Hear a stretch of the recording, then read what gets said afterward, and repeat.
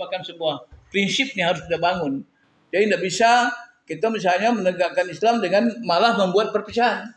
Jangan kita berdakwah malah menimbulkan perpecahan. Kita berdakwah dengan menjauhi segala macam bentuk perpecahan gitu. Jadi inilah barangkali tamhidnya, itu dasar ya.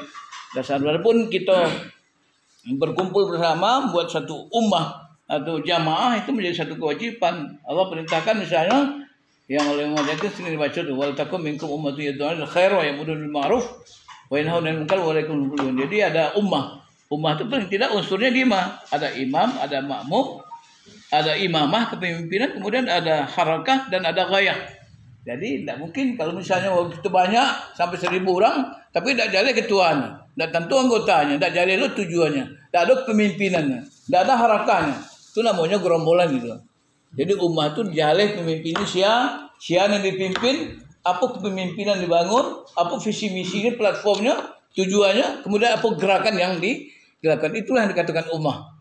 Tapi kalau misalnya bahasa Israel itu tidak ada ummah kan? Nah, jadi kini pertanyaannya memang diskusinya ada nggak? Kita sudah punya ummah nggak gitu? Di Indonesia ini sudah ada umat Islam gitu kan? Mungkin sudah ada umat Muhammadiyah, umat NU, umat macam-macam kan? Itu sudah ada. Tapi yang sekarang ini umatnya umat apa? Kita membangun umat Islam. Mungkin barangkali ini kita mencoba selalu untuk bersatu dengan prinsip yang tadi. Ada 7 prinsip ukhuwah tadi dan kita coba bangun ya.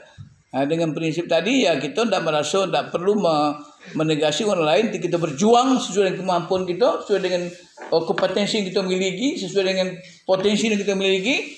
Kemudian kita bangun interaksi sosial yang baik, yang harmonis, dan kita bersama. Mungkin dalam satu hal kita bisa sama-sama kerja, tapi dalam satu hal lagi kita bisa kerja sama. Jadi kita tidak sama-sama kerja, tapi kita kerja sama.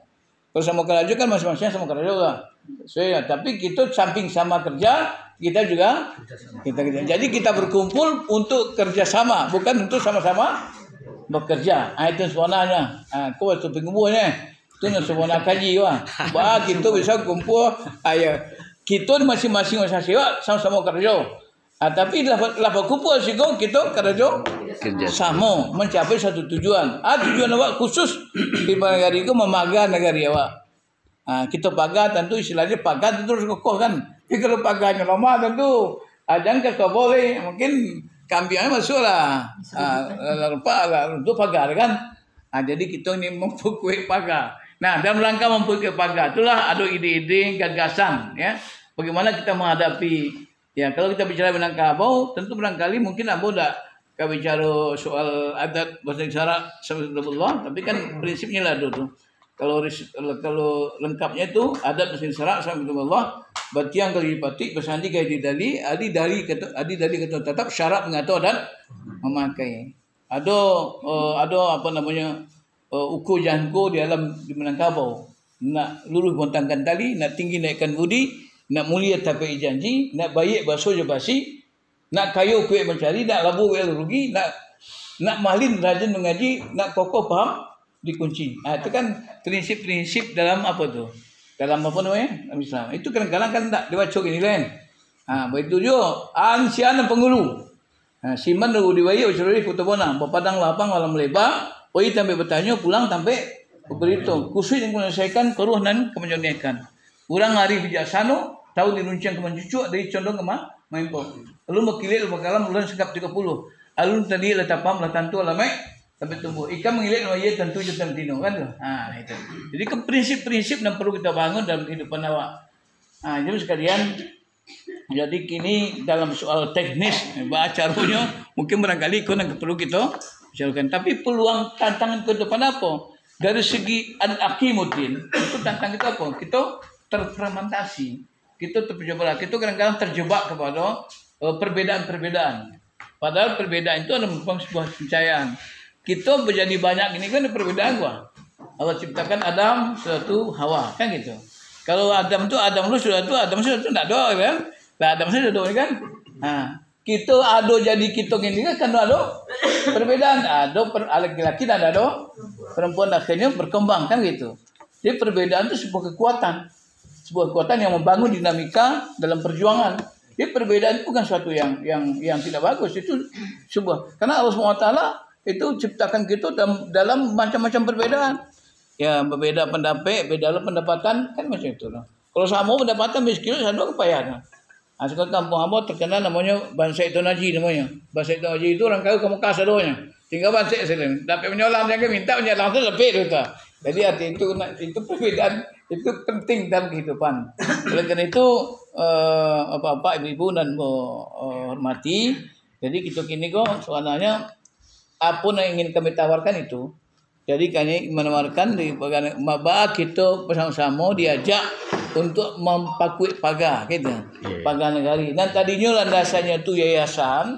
Kalau yayasan itu memang bagus bagi aspek legal nih kan.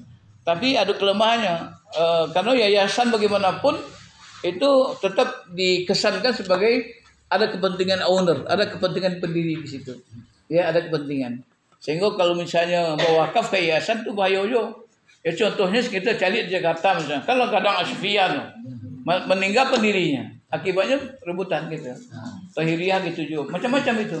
Jadi kalau yayasan itu apa? Tapi kalau misalnya yang perkumpulan, ini misalnya kita lihat NU Muhammadiyah misalnya, itu orang suka memberikan apa? Berwakaf. Kenapa? Karena ketika dia berwakaf ke Muhammadiyah, itu akan aman. Nah, tidak ada menjadi milik pribadi, tidak milik perorangan. Ya, kenapa? Karena Muhammadiyah itu merupakan hak. Sekalipun yang diranting di cabang ataupun di daerah, tapi nanti sekali nyulah dibeli oleh Muhammadiyah, sekali nyulah Muhammadiyah itu akan milik pusat, milik persyarikatan. Jadi tidak bisa dimiliki oleh pribadi. Oleh karena itu aman. Nah, banyak seperti Baitul Jalal misalnya di Bukit Tinggi. Baitul Tinggi itu nama-nama itu luar properti. Tapi kenapa yang memberikan Muhammadiyah? Karena yakin kalau Muhammadiyah diberikan akan bisa jalan dan ternyata gitu. Itu di Semarang ada rumah sakit Ahmad Rumani. Ahmad Rumani itu orang NU. Tapi nyubuat rumah sakit justru Muhammadiyah. Kenapa? Dia tahu Muhammadiyah itu ahli dalam mendirikan dalam memelihara rumah sakit itu. Oleh karena itu ikut pelajaran dia kan. Alam terkembang jadi guru kan tuh. Alam terkembang maka kami jawab beberapa kawan aku kita coba. Dan ormas kita Pagar Nagari kita buat jadi perkumpulan ya. Perkumpulan namanya Pagar Nagari Minangkabau gitu. Apa itu namanya itu? Pagar Nagari Minangkabau Apa yang dipagar adatnya dan syaratnya. Itu yang kita pagar ya. Adatnya dan syaratnya kita pagar. Karena apa? Karena kita punya kepentingan. Bahasa apa? Barangkali mungkin banyak orang punya misinterpretasi tentang Minangkabau, misalnya tentang soal warisnya, ya, badai turun kayak ibu kan gitu, turun ke anak perempuan, Ini tidak tahu bahasa Minangkabau itu ada namanya pesawat tinggi, ada pesawat rendah. Pesawat dapat tidak melambasi, ada tembelang ame. Nanti melambasi kan diterukur deh, mak kita itu dan diwariskan sebagai amanah. Itu orang nanulahi pun itu berhak untuk memanfaatkannya. Sehingga ada aturan tidak boleh dijual juga. Digadai. Ini ada tetangga baru. Ya, tanah di Minangkabau itu diperunangkan dia apa? Disertifikatkan. Akibat sertifikat, akibatnya menjadi apanya? Nah, dan ini punya nilai bisnis, bisa dijual, bisa ke bank, diunggulkan ke bank. Sehingga berlaku nanti ya, mamak di pintu utang, menekan di pintu aja. Di gadainya namanya dibayar kemana kan gitu. Nah, ketika itu jadilah permasalahan. Jadi kita perlu menyikapi itu. Gimana? Apalagi misalnya alhamdulillah Provinsi Sumatera Barat telah mendapat modal ya. Modal legalitasnya dong. Aspek legalnya karena undang-undang Provinsi Sumatera Barat telah menyebutkan ada menjadi prinsip di filsafat hidup di Minangkabau betul diakui secara nasional sebagai diakui oleh konstitusi. Lagi itu masalahnya barangkali begitu caranya kita menginternalisasinya mengimplementasikannya. Kalau itu cuma dibaca-baca jadi nanti aja jadi pantun aja kan. Pantunnya ada sentral Allah itu jadi apa? Jadi permainan bibir, tapi tidak menjadi realitas ya di tengah masyarakat. Nah, itulah barangkali kerajo gitu Pagar Nagari itu kami ngajak ya. Apa-apa ibu kan kalau ambo kan sebenarnya kan kalau untuk ambo kan lah apa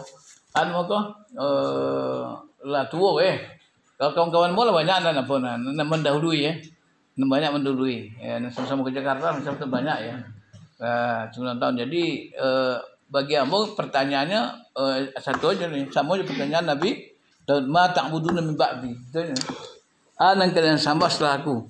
Kata Daud Yakub pada anak-anaknya kan itu. Jadi pertanyaan penting itu. Jadi itu tidak apa yang kamu sembah itu apa yang kalian perjuangkan?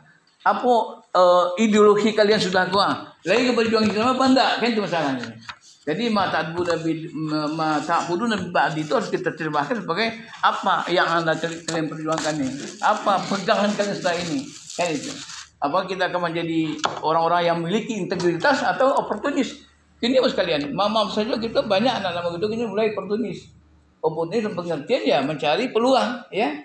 Ya. Amol banyak tulis itu tentang oportunistik dengan versi integritas, bagaimana menjaga negeri dari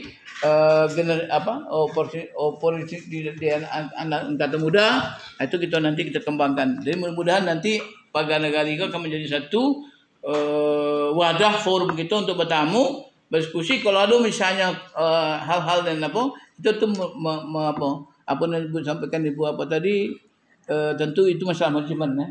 Ada kita harus nanti juga ada pelatihan kepemimpinan, bagaimana kita mengatur organisasi dengan baik ya.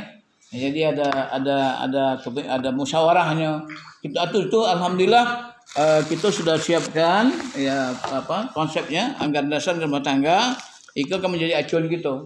Ada acuan kita, itulah menjadi kesepakatan awak. Kalau itu dibicarakan nanti, dan kita sepakati, itulah rujukan awak. Kalau ada hal dan apa, rujukannya bukan perorangan, tapi apa? Tapi bersama. Nah, egalitarisme yang kita bangun dan egaliter yang baik, yang positif. Nah, yang positif itu apa? Nah, bagi siapa? Jadi, ya nantuo dihormati dan sama kadang dua kawan dan kita disayangi. Rasulullah mengatakan man lam yarham saghirana wa lam yuqir kabirana falaysa minna. Orang yang tidak hormat pada orang tua kami dan tidak sayang pada anak kecil, maka mereka bukan dari golongan kami. Kan itu sebenarnya kan kalau masalah nomor 2 Rasul